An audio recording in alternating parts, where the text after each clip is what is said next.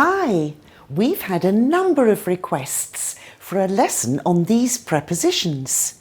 They are tricky, especially for Spanish and Portuguese speakers. We can't cover all the uses in this lesson, that would take too long, but we're going to look at some important ones and fix some common mistakes. Are you ready? Is that a present for someone? No, I bought it for us. What is it? It's a spiralizer. A spiralizer? Yes, it's to cut up vegetables. But I don't like vegetables. You're going to love them. Let's open it. Oh good, we've got some instructions. Let's get it out. It's a very useful kitchen gadget. What's this? I think it's a handle for turning the vegetables round. I don't know what that is. But look, it has different blades. Oh, I see. There are 3 blades here. What do you think that one's for? I don't know, but it looks dangerous. A little scary, yes. What do you think that's for? I've no idea. Well, I think it's to stick vegetables on. Ah, yes. We think we've figured it out, but before we start, this is for you. What's it for? Put it on so as not to get your shirt dirty. It's an apron.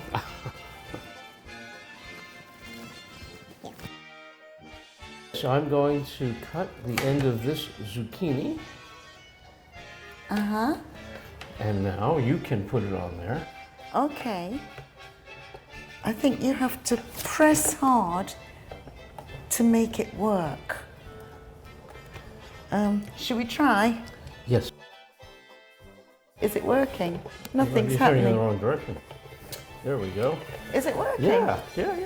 Look at all that. Really? Yeah. It's like spaghetti.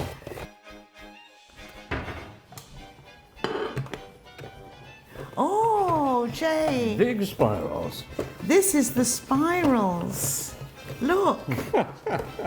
So that blade's to make spirals. We've got one more blade to try. All right, I think we need a different vegetable. We could try a potato. Let's try a potato. Okay. Watch out. Wow, what's that? Well, it's going to turn into a kind of French fries. What do they call these? Oh yes, curly fries. Right, there you go. Oh, fantastic. Did you understand everything? Let's check some of the words you heard. I bought a kitchen gadget. A gadget is a small, useful tool or device that has a clever design. This one is called a spiralizer because it cuts things into spirals. It has a handle and some blades. The blades are flat pieces of sharp metal for cutting the vegetables. Now, can you remember the vegetables we cut? There was a zucchini and a potato. Zucchini is an American word. In British English, we call it a courgette. And one more word. What's this? It's an apron. We wear aprons in the kitchen to keep our clothes clean. Great. Now let's look at the prepositions we used. Let's start with for.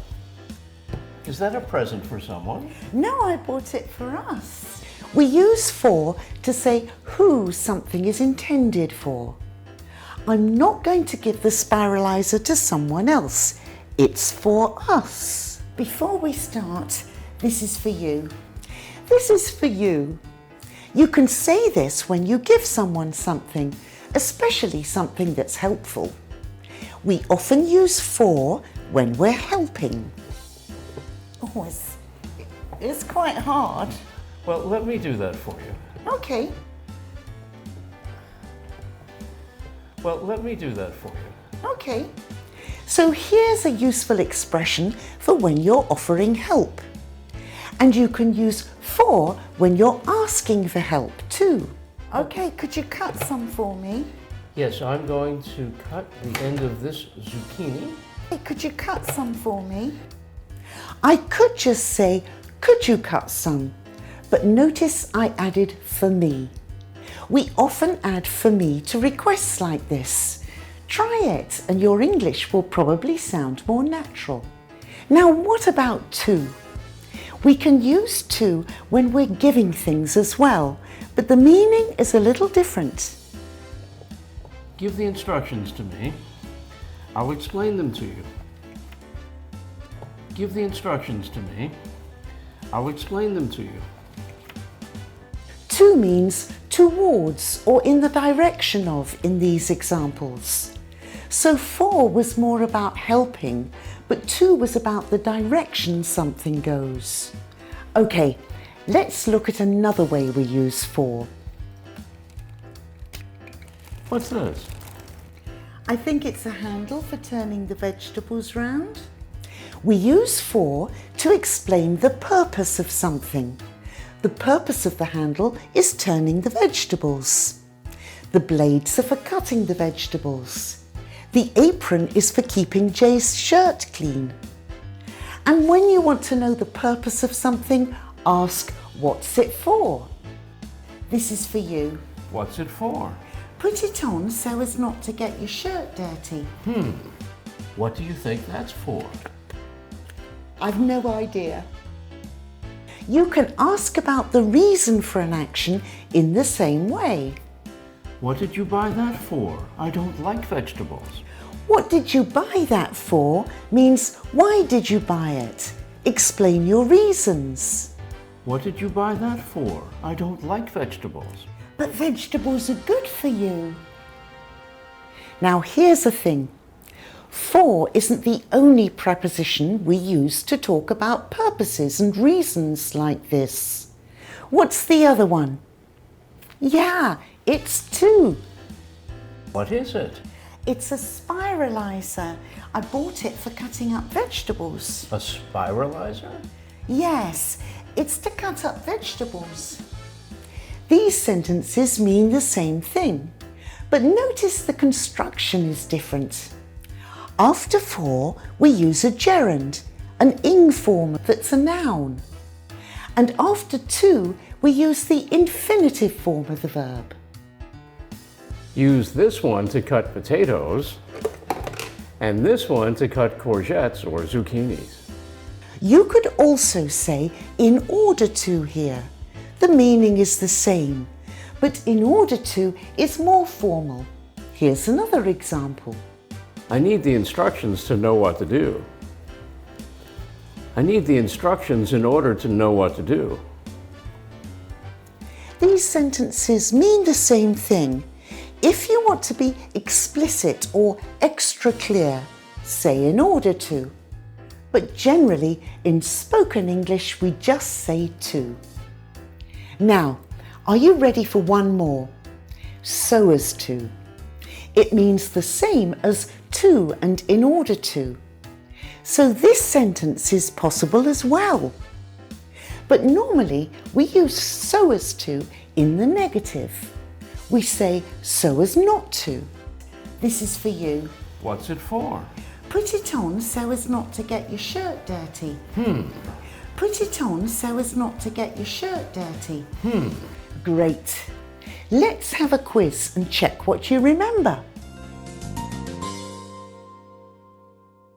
I'm going to show you a sentence and you need to choose the right ending. Are you ready? Only one ending is correct. Which one? It's the last one. The first one is wrong. We don't use for and to together. This is a very common mistake, so make sure you don't say that. And the second one is wrong because after for we use a gerund. Okay, let's have another sentence. Only one ending is correct. Which one is it? Did you say the first one? I hope so. It's correct. The others are both wrong. But you could also say in order to cut big spirals, and that would be correct too, just rather formal. And that's it. Now you know some important ways we use for and to. And you also know about our spiralizer. What did you think of it? Do you think it's a useful gadget or not? And tell us, what's your favourite gadget?